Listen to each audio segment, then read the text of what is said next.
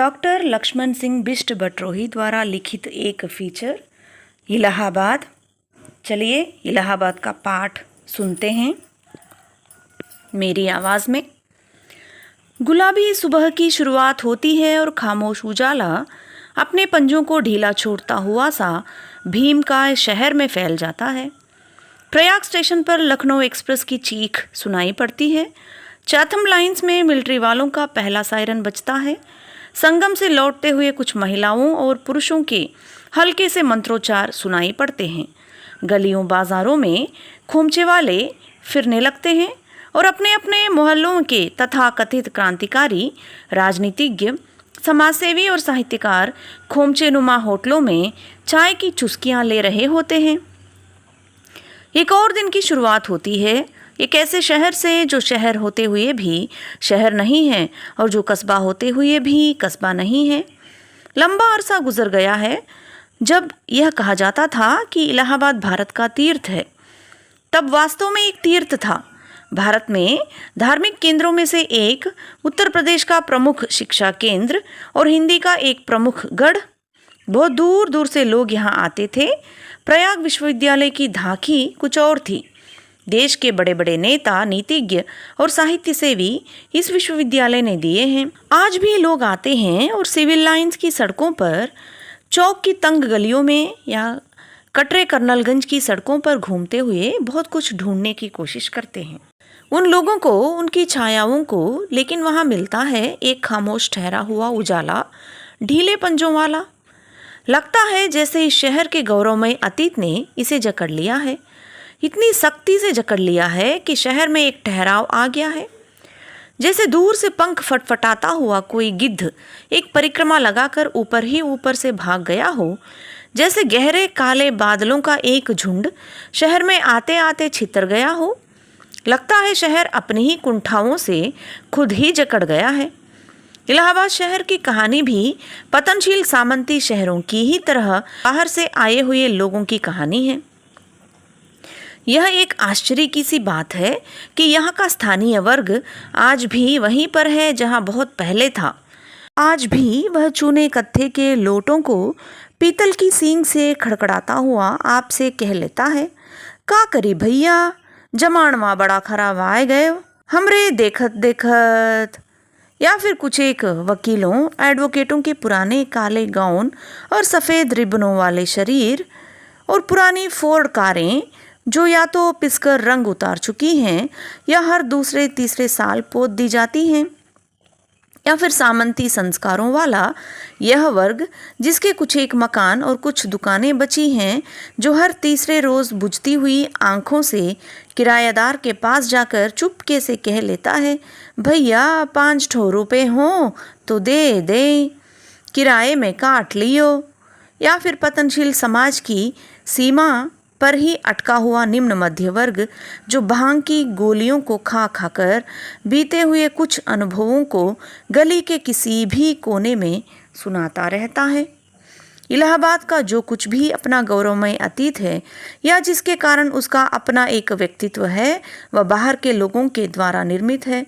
लगता है जैसे यह एक ऐसी सराय है जहाँ प्रतियोगिताएं आयोजित की जाती हैं और सराय मात्र इसी चीज़ के लिए निर्मित है। यहाँ का जो भी बड़ा बौद्धिक सामने आया है वह ऐसे ही सुदूर स्थानों से यहाँ आया है। यहाँ पर उसने अपनी इन धारणाओं का पुनर्निर्माण किया है और अपने लिए नई ज़मीन की तलाश की है। आज भी बाहर रहने वाले तमाम लोगों की धारणाएं इलाहाबाद के बारे में नहीं बदली हैं, पहले भी नहीं बदली थी।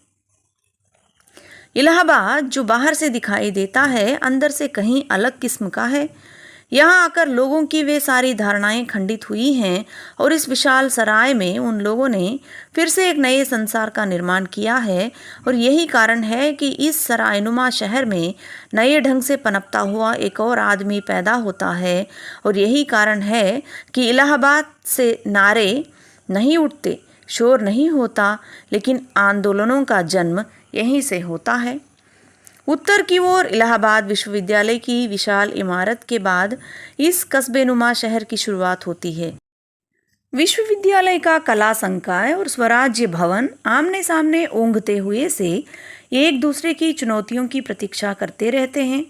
एक ज़माना था जब आनंद भवन ने बड़ी बड़ी प्रतिभाएं पैदा की थी, नेहरू परिवार, और एक ज़माना था जब इलाहाबाद विश्वविद्यालय से भी ज़माना गुजर गया। अब हड़तालें होती हैं। कर्नलगंज के थाने से लेकर विश्वविद्यालय तक शोर होता है, ऐसा शोर जिसके मूल में गहरी उदासी छाई रहती है और एक उचाट सन्नाटा। कर्नलगंज और कटरे के मोहल्ले अपने कई अन्य कारणों से प्रसिद्ध हैं।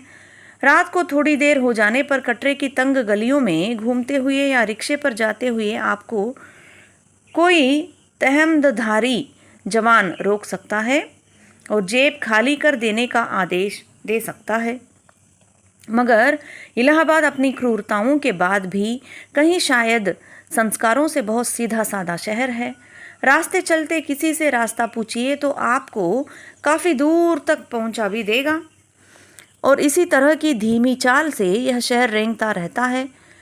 ममफोर्डगंज और नए कटरे के इलाके अपेक्षाकृत शांत रहते हैं।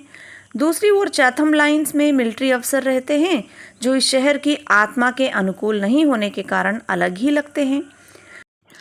सिविल लाइन्स के चारों ओर चौड़ी, साफ और शांत सड़कें फैली हुई हैं। जगह जगह पर बिछे हुए रेलवे पुल, उन पर घरघराती हुई ट्रेनें, सड़कों पर साइकिल खड़खड़ाते हुए लोग। लेकिन यह शोर भी लगता है जैसे किसी गहरी चुप्पी का अभिन्न अंग हो। इलाहाबाद की सड़कों पर घूमते हुए महसूस होता है जैसे यहाँ चारों ओर व्याप्त चुप्पी और खामोशी चिल्ला रही है, अपनी पूरी ताकत से शोर कर रही है। इलाहाबाद एक शहर में दो शहरों का व्यक्तित्व लिए हुए शहर है। एक शहर वह है जो अपने अतीत के साथ ज्यों का त्यों चिपके रहना चाहता है। दारागंज, कीटगंज, अतरसुइया, मिट्ठीगंज, लोकनाथ और कटरे का इलाहाबाद।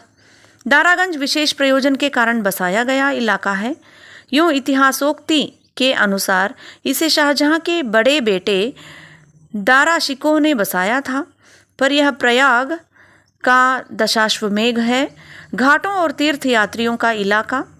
यूँ भी इस प्रकार के मोहल्लों में वही पुराना स्थापत्य है, तंग गलियां हैं, एक दूसरे से चिपटे हुए मकान हैं। एक मकान की छत पर से दूसरे किनारे पर पहुंचा जा सकता है। यह भारत के लगभग सभी पुराने शहरों में है, लेकिन इलाहाबाद के अंदर बसा हुआ शहर इससे बिल्कुल भिन्न आयाम लिए हुए हैं। यह शहर सिविल लाइन से शुरू होता हुआ लूकरगंज, अशोकनगर, ममफोर्डगंज, एलनगंज और टैगोर टाउन में फैला है। यहाँ साफ सुथरे बड़े बड़े बंगले हैं, उनके फैले हुए लॉन और बगीचे हैं, और बंगलों के चारों ओर फैली हुई खामोशी भी है। यहाँ पर एक एक बंगला अपने आप में एक मोहल्ला है, जैसे खामोशी और अकेलेपन के प्रतीक के रूप में इन्हें स्थान स्थान पर निर्मित किया गया हो। बड़े शहर का आभास देता हुआ यह शहर आधे से अधिक इस प्रकार छितराया हुआ है। इलाहाबाद इसी कारण लगता है अवकाश प्राप्त व्यक्ति की मनोवृत्ति का शहर है। जैसे बुढ़ापे में आदमी वीतराग हो जाता है, यह शहर भी व्यक्ति को एक बार अपने संसर्ग में लाकर जकड़ लेता है। इसका कोई व्यापक कारण नहीं है, बल्कि इस शहर का खामोश ठहराव है। अकेले घूमना चाहें, गप्पे मारते हुए घंटों बिताना चाहें तो किसी सड़क पर निकल जाइए। उन्मुक्त भाव से किसी पुलिया पर मूंगफली टांगते हुए घंटों बहस कीजिए। कोई किसी को नोटिस लेने वाला नहीं, दखल देने वाला नहीं। छोटे शहरों या कस्बों की यह मनोवृत्ति भी यहाँ नहीं है, जहाँ व्यक्ति के प्रत्येक कार्य के प्रति लोग सतर्क रहते हैं। किसी प्रकार की औपचारिकता से मुक्त यहाँ का आदमी सहज और सरल होते हुए भी अपने आप में एक इकाई है। जैसे इलाहाबाद कोई परम हंस दार्शनिक हो जो वृद्धावस्था में अपनी किसी एकांत कॉटेज में विश्राम कर रहा हो। इलाहाबाद वास्तव में किसी बड़े गांव के अंदर पलता हुआ एक आधुनिक शहर है, जो संस्कारों और विचारों से तो आधुनिक है, लेकिन अपनी वेशभूषा और बाहरी रूप से एक गांव है। उत्तर प्रदेश का प्रमुख शिक्षा केंद्र, न्याय केंद्र और बौद्धिक केंद्र होते हुए भी बाहरी रूप में लगता है जैसे आज भी वही है जहां आज से 50 वर्ष पूर्व में था। आज के इस बढ़ते औद्योगिकरण और शोर से इलाहाबाद अछूता है, और यही इसकी विशेषता भी है। यहाँ उद्योग हैं भी तो उन्हें एकदम शहर से काट दिया गया है। इतनी कम दूरी होने पर भी नैनी और इलाहाबाद दो नितांत अलग शहर लगते हैं। इलाहाबाद का सबसे आकर्षक इलाका है सिविल लाइंस। यही इस शहर का सिर फोड़ इलाका है। यहाँ सिर और मगज दोनों फोड़े जाते हैं। अंग्रेज साहब ने अपनी सुविधा के लिए इसका निर्माण भी अन्य शहरों की भांति शहर के बीचों बीच किया था। मुख्य रूप से महात्मा गांधी मार्ग के एक खास टुकड़े को सिविल लाइंस कहा जाता है। यहाँ पर आकर लगता है कि हम किसी शहर में हैं। कुछ एक आधुनिकाएँ भी मिल जाएंगी, कुछ एक रेस्तरां भी मिल जाएंगी और कुछ एक अच्छे दिमाग भी, जो अपने अपने ग्राहकों की प्रतीक्षा करते रहते हैं। बाईं ओर एक विशाल चर्च है जो इलाहाबाद शहर का कोई विशेष प्रतीक सा सिद्ध करने के लिए खड़ा किया गया लगता है। इसके आसपास अधिकांशतः शांति रहती है।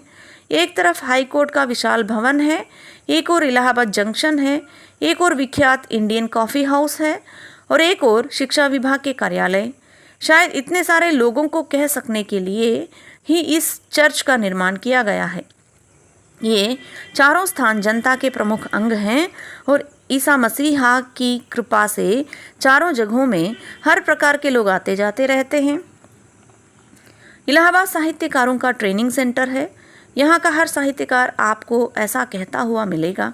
यह एक आश्चर्य की बात है कि इलाहाबाद बाहरी रूप से आकार प्रकार में इतना शुष्क दिखाई देने के बावजूद आज भी लेखकों को अपनी ओर आकृष्ट करता है। यहाँ ऐसा अभूतपूर्व प्राकृतिक सौंदर्य भी नहीं है, फ्रीलांस के लिए कुछ भी नहीं है, लेकिन हिंदी का प्रत्येक लेखक यहाँ कुछ समय के लिए अवश्य रहना चाहता है। इसका कारण शायद यह है कि जिन चुनौतियों और जिस संघर्ष की कल्पना को लिए हुए एक लेखक बाहर से यहाँ आता है, यहाँ पर उसे वे चीज़ें बिल्कुल भिन्न संदर्भों में मिलती हैं। एक खास किस्म की दिमागी स्नाबरी यहाँ के कुछ बुद्धिजीवियों में मिलेगी, जिसका दूसरा रूप निजी फ्रस्ट्रेशन या वीतराग सी दृष्टि है। ये लोग निजी मसलों में ही उलझे हुए मिलेंगे, ऐसे मसले जिनसे किसी गंभीर रूप में कार्य कर रहे व्यक्ति का नुकसान भी हो सकता है और अपना कुछ फायदा भी नहीं हो सकता। यह पतनशील सामंती संस्कार ही है जिसके पीछे चाहे उजड़ गई फिर भी दिल्ली ही है वाला भाव रहता है। यह उजड़े हुए राइसों का भाव ऐसे साहित्यिक गौरव के अतीत से संपन्न स्थान के लिए आवश्यक भी है, क्योंकि ये स्थितियां ही हैं जब नए व्यक्ति की धारणाएं खंडित होती हैं, लेकिन वह स्थिति एक खास वर्ग में ही मिलेगी, ऐसे वर्ग में जो अपना गम बुलाने के लिए नियमित या हफ्तावार कॉफ़ी हाउस जाना अपना फ़र्ज समझता है, क्योंकि इतना तो विश्वास रहता ही है, दुनिया भले साहित्यकार ना माने, इससे क्या होता है। इलाहाबाद का कॉफ़ी हाउस तो मानता ही है। बाहरी रूप से देखने पर यहाँ महानगरों का जैसा अकेलापन और वैसा संघर्ष भी नहीं है और न व्यक्तियों के बीच उतना अलगाव भी है, लेकिन ये सारी चीज़ें थोड़े अलग संदर्भों में यहाँ मौजूद हैं। नए लेखक को यहाँ पर शारीरिक पीड़ा की अपेक्षा मानसिक पीड़ा से गुजरना पड़ता है, क्योंकि कस्बाई वातावरण होने के कारण यहाँ का साहित्यिक एक दूसरे की पूरी तरह से अंतरंगता प्राप्त कर लेना चाहता है। और यही कारण है कि जिसने इस प्रकार के त्रास को समझा या आत्मसात किया है, वही यहाँ पर आकर जम पाया है। चाहे वह सुमित्रानंदन पंत हो, चाहे उपेंद्रनाथ अश्क हो या चाहे शैलेश मटियानी। सच तो यह है कि यहाँ का आदमी सही अर्थों में स्नॉब ही हो नहीं सकता। इलाहाबाद आते ही एक और संस्कार बुरी तरह से व्यक्ति के ऊपर हावी होने लगता है। वह एक बड़े संयुक्त परिवार का जैसा संस्कार है। यही यहाँ के व्यक्ति की सीमा भी हो सकती है और यही उसकी उपलब्धि भी। किसी भी बौद्धिक रूप से संपन्न स्थान की ही भांति इलाहाबाद में भी मानसिक रूप से पीड़ित करने की प्रथा है। यहाँ के लेखक को यह कौशल आता है कि बाहरी रूप से आपका अंतरंग मित्र दिखने के बावजूद वह आपको मानसिक रूप से इतना अकेला छोड़ देगा कि उस स्थिति को झेल पाना साधारण सामर्थ्य के बाहर की बात है। इसलिए यह लेखक का ट्रेनिंग सेंटर कहा जाता है। प्रत्येक लेखक अपनी साहित्यिक सामर्थ्य को यहाँ साफ साफ पहचान सकता है। इस प्रकार की स्थितियाँ निश्चित ही प्रारंभिक रूप में बड़ी कष्टप्रद लगने के बावजूद एक विशेष अंतराल के बाद स्वभाव का एक अंग बन जाती हैं। जैसे उन्माद अपनी एक सीमा पर जाकर व्यक्ति के स्वभाव का एक अभिन्न अंग बन जाता है, इलाहाबाद का साहित्यिक भी बिना इस प्रकार की क्रूरताओं के जीवित नहीं रह सकता। क्रूरताएं जो व्यक्ति के निर्माण की भावनाएं भी बन सकती हैं और अपने गौरव में अतीत को मेंटेन कर सकने का शगल भी। यह भी एक सत्य है कि जहाँ जितनी बड़ी संख्या में व्यक्तियों के टकराहट होगी वहाँ उस क्षेत्र की उतनी ही अधिक संभावनाएं भी होंगी। इलाहाबाद का एक और आकर्षक इलाका है चौक। यह शहर की मुख्य मंडी माना जाता है। चौक अपने स्वभावानुसार व्यापारिक मनोवृत्ति का इलाका है। यूँ प्रत्येक शहर का चौक एक विशिष्ट स्थान माना जाता है। इलाहाबाद में एक विशाल घंटाघर है जिसके इर्द गिर्द लोहे लक्कड़ वाले मोची भिकमंगे और कुछ खोमचे वाले बैठते हैं। अच्छी से बुरी हर चीज़ का यहाँ व्यापार होता है। अंग्रेज़ बहादुर का एक शगल हुआ करता था कि उसने हिंदुस्तानियों के लिए चौक और अपने लिए सिविल लाइंस बनाए। इलाहाबाद का अपना इतिहास, जिसमें रजवाड़े, सामंत और ज़मींदार आते हैं, अपनी पूरी स्मृतियों के साथ इस इलाके से जुड़े होते हैं। घंटाघर के पास तांगों की भीड़ लगी रहती है। यहाँ पर से अधिकांशतः तांगे कचहरी तक के लिए मिलते हैं। आज भी यह परंपरा बरकरार है कि तांगे वाले चौक और कचहरी के बीच ही जाना पसंद करते हैं। घंटाघर के पास से एक तंग सड़क कल्याणी देवी की ओर अतरसुइया होती चली जाती है, जिसमें राजा मुनवा का विशाल भवन आज भी पुरानी परंपरा कायम किए हैं। घंटाघर से ही एक सड़क खुलदाबाद की ओर जाती है। यहाँ अधिकांशतः मुस्लिम परिवार रहते हैं। एक सड़क ज़ीरो रोड कहलाती है जो लगभग चौक का ही एक अंग है। एक सीधी सड़क जानसनगंज की ओर चली जाती है और बगल में ही एक और तंग गली है जहाँ शरीर बेचे जाते हैं। चौक स्वातंत्र्योत्तर भारत का सबसे बड़ा विरोधाभास बनकर आज भी हर शहर में विद्यमान है। इलाहाबाद में भी है। यहाँ के हर रास्ते पर निरर्थक टंगी हुई व्यवस्था भी है और संपन्नता भी। यहाँ का हर चौराहा शहर के ठहराव को संचालित करने की पूरी कोशिश करता है। लेकिन यह शहर है कि चौक से जानसनगंज पार करते ही सिविल लाइंस आते आते एक आशा में बदल जाता है। वहाँ मस्तिष्क हैं, मुद्राएं हैं और एक ठहरी हुई संस्कृति है। शायद इलाहाबाद शहर का यह विरोधाभास ही है जिसके कारण एक बुद्धिजीवी यहाँ की ओर आकृष्ट होता है। बाहर से यह एक शांत और पुराना शहर लगता है, मगर इसकी आंतरिकता में हर क्षण एक न एक घटना घटित होती रहती है। पुरानेपन और रूढ़िग्रस्तता के अंदर एक आधुनिकता पोषित होती रहती है। यही इसकी जटिलता भी है और यही इसकी सादगी भी। और यही कारण है कि यहाँ का आदमी, यहाँ का बौद्धिक, बाहरी रूप से इतना निर्मम दिखते हुए भी और आंतरिक संदर्भों में उतना ही सरल भी है। चौक के आगे ज़ीरो रोड, कीटगंज और काफ़ी आगे संगम और दारागंज है।